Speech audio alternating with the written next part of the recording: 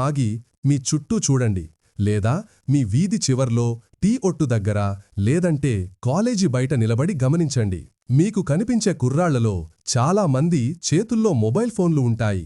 కొందరు స్నేహితులతో పకపక నవ్వుతూ ఉంటారు, ఇంకొందరు బైక్ మీద స్టైల్ కొడుతూ ఉంటారు. అందరూ వాళ్ల ధోరణిలో మునిగిపోయి ఉంటారు. కాని వాళ్లను ఒక్కసారి ఆపి ఒక ప్రశ్న అడగండి. తమ్ముడూ, రాబోయే 5 ఏళ్లకు నీ ప్లానేంటి? జీవితంలో అసలు ఏం చేద్దామనుకుంటున్నావు? నమ్మండి, 10 మందిలో 9 మంది దగ్గర ఖచ్చితమైన సమాధానముండదు. కొందరు నవ్వేసి, అరే భాయ్, ఏది జరిగితే అది చూద్దాంలే, ఇప్పుడు సరదాగా ఉండనివ్వు అంటారు. ఇంకొందరు ఏదో ఒక మంచి ఉద్యోగం వస్తే చాలు అంటారు. కాని ఎలా అనే ప్రశ్నకు సమాధానం బహుశా ఎవరి దగ్గర ఉండదు. ఇదే మన తరం, మనందరి జీవితాల్లోని అత్యంత చేదు నిజం. మనమొక అందమైన కలలో బ్రతుకుతున్నాం, కాని వాస్తవం అనే ఎండ తగలకుండా తప్పించుకోవాలని చూస్తున్నాం. జీవితం ఏమి సినిమా కాదని మనందరికీ తెలుసు. చివర్లో అన్ని వాటంతట అవే శుభం కార్డు పడవు. కాని మనం జీవితాన్ని కూడా ఒక సినిమాలాగే బ్రతకాలని చూస్తాం. మనకు ముఖ్యమైన అవసరాలు ఏమయ్యాయి? ప్రేమ, స్నేహం, తిరగడం, సరదాలు. ఈ హంగులన్నింటిలో వీటన్నింటిని నిలబెట్టే అసలైన శక్తి అయిన డబ్బును మాత్రం మనం అందరికంటే చివర్లో పెడతాం. ఒక్క నిమిషం ఆగి ప్రశాంతంగా ఆలోచించండి. మీరు తినే తిండి ఎక్కడి నుంచి వస్తుంది? మీరు సురక్షితంగా పడుకుంటున్న ఇంటి అద్దె ఎవరు కడుతున్నారు? మీరు రోజంతా వాడి కరెంట్, నీళ్లు, ఇంటర్నెట్ బిల్లులు ఎవరు కడుతున్నారు? ఇంట్లో ఎవరికైనా ఆరోగ్యం బాగోలేకపోతే మందులకి, ఆస్పత్రికి ఖర్చులెక్కడి నుంచి వస్తున్నాయి? ఇవన్నీ కేవలం ఐ లవ్ యూ చెప్పడం వలనో, లేదా నువ్వు నా ప్రాణస్నేహితుడివిరా అనడం వలన జరిగిపోతాయా? లేదు, ఇవన్నీ నడిచేది డబ్బుతోనే. ఇది వినడానికి కష్టంగా ఉన్నా ఇదే కఠోరమైన నిజం. ఈ లోకంలో బలం ఉన్నవాడికే విలువ ఉంటుంది. ఇప్పటి కాలంలో డబ్బే అన్నిటికంటే పెద్ద బలం. మీ జేబులో డబ్బులు లేనప్పుడు నెమ్మదిగా బంధాలు కూడా దూరమవుతాయి. జనాలు మిమ్మల్ని పెద్దగా పట్టించుకోవడం మానేస్తారు. వినడానికి చాలా చేదుగా ఉన్నా ఇదే నిజం. సమాజంలో మీ విలువ, మీరు ఏం చేస్తున్నారు, ఎంత సంపాదిస్తున్నారు అనే దాన్ని బట్టే ఉంటుంది. ఇక్కడో చిన్న కథ. ఇది మీది కావచ్చు, నాది కావచ్చు, లేదా మనలాంటి ఒక మామూలు ఇంట్లో అబ్బాయిది కావచ్చు. రవి అని ఒక అబ్బాయి ఉన్నాడు అనుకుందాం. కాలేజీలో చదువుతున్నాడు, స్నేహితులతో తిరుగుతాడు, గిటార్ వాయిస్తాడు, తన గర్ల్ ఫ్రెండ్కి ఖరీదైన బహుమతులు ఇవ్వాలని కలలు కంటాడు. ఈ ప్రపంచమంతా సరదాగా గడపడానికే ఉంది అనుకుంటాడు. కాని అదే ఇంట్లో తన తండ్రి ఉదయం నుంచి సాయంత్రం దాకా కష్టపడుతున్న విషయం అతనికి కనిపించదు. ఆఫీస్లో బాస్ తిట్లు తింటున్నా, కొట్టులో కస్టమర్లతో బేరమాడుతున్నా, పొలంలో చెమట కారుస్తున్నా. ఎందుకు? కేవలం రవి కాలేజీ ఫీజు కట్టడానికి, ఇంటికి సరుకులు తేవడానికి, కుటుంబం పరువు నిలబెట్టడానికి. ఒక రాత్రి తండ్రి రవిని తన దగ్గర కూర్చోబెట్టుకున్నాడు. అతని భుజంపై చెయ్యి వేసి చెప్పాడు, నాయనా, ఇది నీకు సరదాగా గడిపే వయసని నాకు తెలుసు. స్నేహం, ప్రేమ, కలలు ఇవన్నీ చాలా ముఖ్యం. కాని ఒక విషయం ఎప్పుడూ గుర్తుంచుకో. జీవితంలో అసలైన కష్టాలు ఎదురైనప్పుడు, కడుపులో ఆకలి వేసినప్పుడు నీ ఖరీదైన మొబైల్ నీ కడుపు నింపదు. ఇంట్లో ఏదైనా కష్టం వచ్చినప్పుడు బహుశా నీ ప్రేయసి నిన్ను వదిలిపెట్టి జీవితంలో నీకంటే స్థిరపడిన వాడి దగ్గరికి వెళ్ళిపోవచ్చు. ఈ రోజు నువ్వు ఏ స్నేహితులతో అయితే నవ్వుతూ, మాట్లాడుతూ సమయాన్ని వృధా చేస్తున్నావో, రేపు వాళ్లే నీకంటే ముందుకు వెళ్ళిపోతారు. ఎందుకంటే వాళ్లు నీకు తెలియకుండా వాళ్ల భవిష్యత్తు కోసం పనిచేస్తున్నారు. ఆ రోజు రవికి జీవితంలో మొదటి అసలైన దెబ్బ తగిలింది. కలలను, బంధాలను కూడా నిలబెట్టుకోవడానికి ఒక బలమైన పునాది అవసరమని, ఆ పునాదే డబ్బు, నీ సొంత కష్టార్జితం అని అతనికి మొదటిసారి అర్థమైంది. సోదరులారా, ఇది కేవలం రవి కథ మాత్రమే కాదు, ఇది భారతదేశంలోని ప్రతి సామాన్య కుటుంబం కథ. ఇక్కడొక తండ్రి తన సొంత కోరికలను చంపుకుని పిల్లల కలలను నెరవేర్చడానికి కష్టపడుతున్నాడు. ప్రతి తండ్రి కళ్లలో ఇదే భయముంటుంది. నా కొడుకుగాని, కూతురుగాని ఈ పైపై మెరుగుల ప్రపంచంలో పడిపోయి అసలైన జీవిత పందెంలో వెనకబడిపోతారేమో అని. ఇప్పుడు అసలు ప్రశ్న ఏంటంటే, డబ్బు సంపాదించడం, వ్యాపారం చేయడం కేవలం డబ్బున్నోళ్ల పనేనా? మొదలు పెట్టడానికి లక్షలు ఉన్నవాళ్లే చేయగలరా? అస్సలు కాదు. సరైన ఆలోచన, మొదటి అడుగు వెయ్యడానికి ధైర్యమున్న ప్రతి ఒక్కరూ డబ్బు సంపాదించవచ్చు. కాని అన్నిటికంటే మొదటి అడుగు ఈ కఠిన నిజాన్ని ఒప్పుకోవడం. మొదటిది, కేవలం స్నేహితులతో తిరిగితే కెరీర్ రాదని నమ్మడం. రెండవది, సమాజం మీ పనిని, మీ సంపాదనను బట్టే మీకు విలువిస్తుందని అర్థం చేసుకోవడం. మూడవది, ప్రేమ, స్నేహం కూడా అప్పుడే బాగుంటాయి మీ కనీస అవసరాలు తీర్చుకోవడానికి మీ జేబులో డబ్బు ఉన్నప్పుడు మాత్రమే. ఈరోజు మీరు సీరియస్గా లేకపోతే, ఈరోజు మీరు మొదటి అడుగు వెయ్యకపోతే, రేపు 40 ఏళ్ల వయసులో కూడా మీరే ఇతరుల దగ్గర డబ్బు అప్పడిగే స్థితిలో ఉంటారు. గుర్తుంచుకోండి, అప్పటికే ఈ లోకం మిమ్మల్ని ఒక పనికిరాని వాడిగా ముద్రవేసి చాలా దూరం వెళ్ళిపోయి ఉంటుంది. కాని శుభవార్త ఏమిటంటే, మీరు ప్రారంభించడానికి కోట్లు లేదా లక్షలు అవసరం లేదు. మీకు కేవలం 3 విషయాలు కావాలి. 1 సరైన ఆలోచన, 2 సరైన దిశ, 3 మొదటి అడుగు వేసే ధైర్యం. గుర్తుంచుకో మిత్రమా, ఈ రోజు మేల్కొంటే రాబోయే కొద్ది సంవత్సరాలలో మీ దగ్గర డబ్బు, గౌరవం, మనశ్శాంతి అన్నీ ఉంటాయి. కాని కలల ప్రపంచంలోనే నిద్రపోతూ ఉంటే జీవితం మిమ్మల్ని అలాంటి దెబ్బ కొడుతుంది. కోలుకోవడం కష్టమవుతుంది. కలలో బ్రతకడం ఆపండి, వాస్తవాన్ని చూడండి. ప్రేమ, స్నేహం వాటి స్థానంలో అవి ఉంటాయి. కాని జీవితాన్ని నడపడానికి డబ్బు సంపాదించడం మీ బాధ్యత. ఆ డబ్బు అప్పుడే వస్తుంది ఎప్పుడైతే మీరు చిన్న పని చేయడానికి కూడా సిగ్గుపడరు. మిత్రులారా, ప్రతి మనిషి జీవితంలో ఒక క్షణం వస్తుంది. అప్పుడు వాస్తవం అనే అద్దం చూడాల్సి వస్తుంది. చాలాసార్లు ఈ అద్దాన్ని మనకు మన తండ్రి చూపిస్తాడు. ఎందుకంటే తండ్రి లోకంలోని చేదునంతా తను మింగేస్తాడు, మనపై చిన్న దెబ్బ కూడా పడకుండా. అతను చిరిగిన చెప్పులతో ఏళ్ల తరబడి గడిపేస్తాడు, కాని మనకు కొత్త బూట్లు ఇప్పించడానికి ప్రయత్నిస్తాడు. అతను తన సొంత కలలను మనసులో అణిచివేస్తాడు, మన కలలు ఎగరడానికి. నాతో కూడా ఇలాగే జరిగింది. చాలా ఏళ్ల క్రితం నేను కూడా మీలాగే ఉత్సాహంతో నిండిన యువకుడిని. కళ్లలో పెద్ద పెద్ద కలలు, గుండెలో ఒకే కసి, నేను వ్యాపారం చేయాలి, నేను చాలా పెద్దవాడిని కావాలి అని. ఇదే ఉత్సాహంలో నేను ఒకరోజు మా నాన్న దగ్గరికి వెళ్లి చెప్పాను, నాన్నగారు, నేను నా సొంత వ్యాపారం మొదలుపెట్టాలనుకుంటున్నాను. మీరు నాకు కేవలం 10,000 రూపాయలు ఇవ్వండి.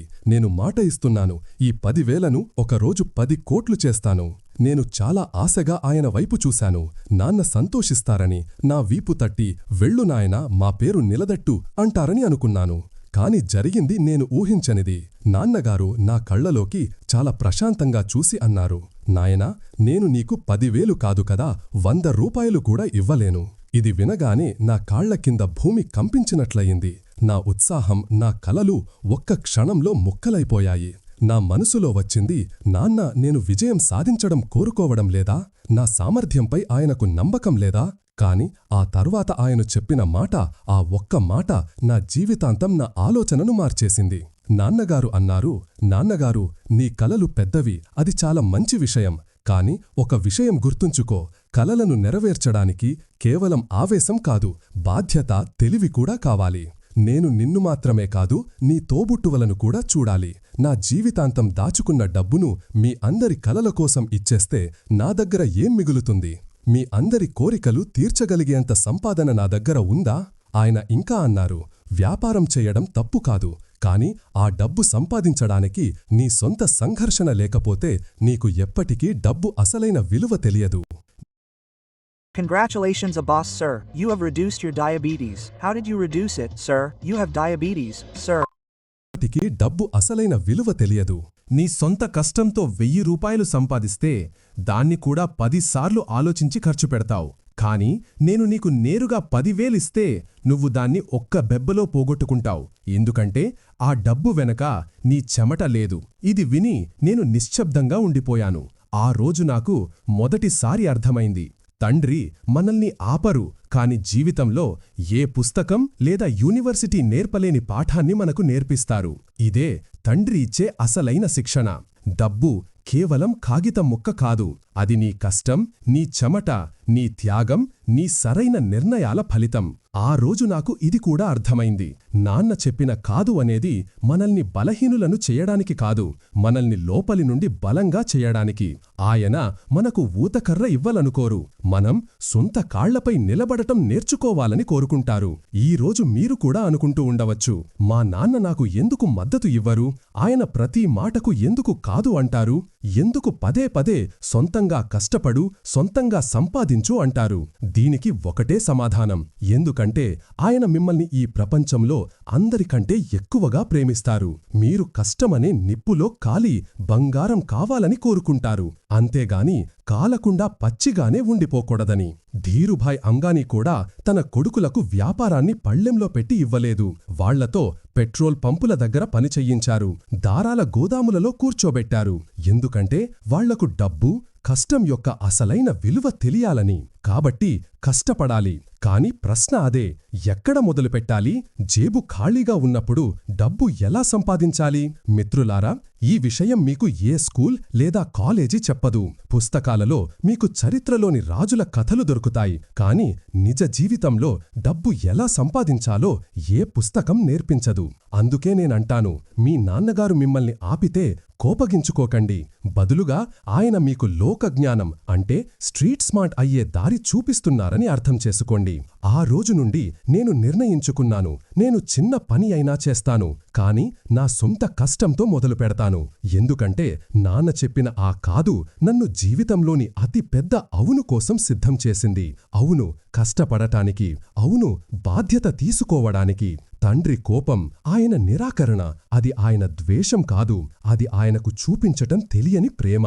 మీరు ఈ లోతైన పాఠాన్ని అర్థం చేసుకుంటే మీరు విజయంలో సగం దూరం గెలిచినట్లే. ఇప్పుడు సమయం వచ్చింది ఆ చిన్న అడుగు వేయడానికి, మీ కలలను నిజం చేసుకోవడానికి. మొదటి పాఠం, ప్రారంభం చిన్నగా చెయ్యండి, కాని ఆలోచన ఎప్పుడూ పెద్దదిగా ఉంచండి.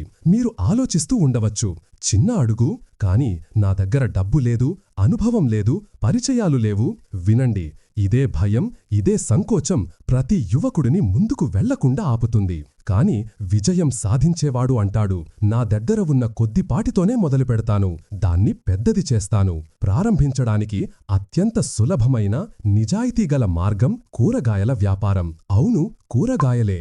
ఆలోచించండి, మొదలు పెట్టడానికి మీకు ఎంత డబ్బు కావాలి? బహుశా 1000 లేదా 1500 రూపాయలు.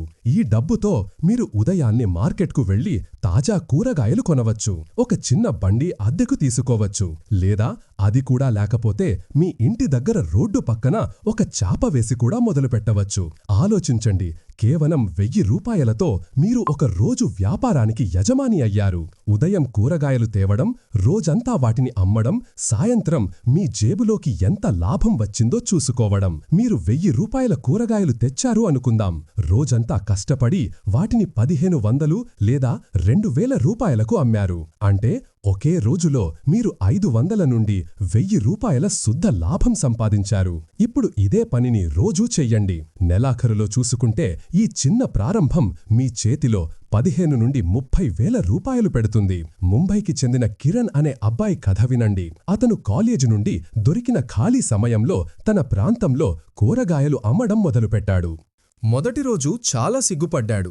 కాని ఖాళీగా కూర్చోవడం కంటే ఇది మంచిదని అనుకున్నాడు. ఒక నెలలోనే అతనికి ఏ ప్రాంతంలో ఏ కూరగాయలు ఎక్కువ అమ్ముడవుతాయో, ఏ సీజన్లో ఏం తేవలో, కస్టమర్లతో ఎలా మాట్లాడాలో అర్థమయ్యింది. 6 నెలల్లో అతని రోజువారీ సంపాదన 2 నుండి 3,000 రూపాయలయ్యింది. ఈరోజు అతని దగ్గర 3 బండ్లు ఉన్నాయి. వాటిపై అతను వేరే అబ్బాయిలను పనిలో పెట్టాడు. ఇందులో విజయం సాధించడానికి ఏం కావాలి?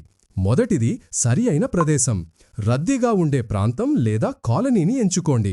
రెండవది కస్టమర్తో మంచి సంబంధం. నవ్వుతూ మాట్లాడండి. అప్పుడప్పుడు 1-2 పచ్చిమిరపకాయలు లేదా కొంచెం కొత్తిమీర ఉచితంగా ఇవ్వండి. దీంతో కస్టమర్ మీకు శాశ్వతంగా కనెక్ట్ అవుతాడు. మూడవది సరుకు నిర్వహణ. ఎప్పుడూ తాజా కూరగాయలనే తేవాలి.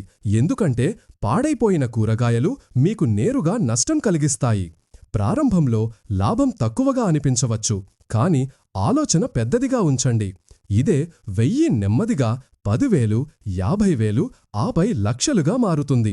ఈ వ్యాపారం యొక్క అతిపెద్ద బలం తక్కువ పెట్టుబడి, ఎక్కువ నేర్చుకోవడం.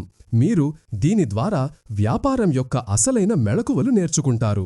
సరుకును చూసుకోవడం, కస్టమర్ను చూసుకోవడం, బేరమాడటం, అన్నిటికంటే ముఖ్యంగా మీ కష్టార్జితాన్ని సంపాదించడం నేర్చుకుంటారు.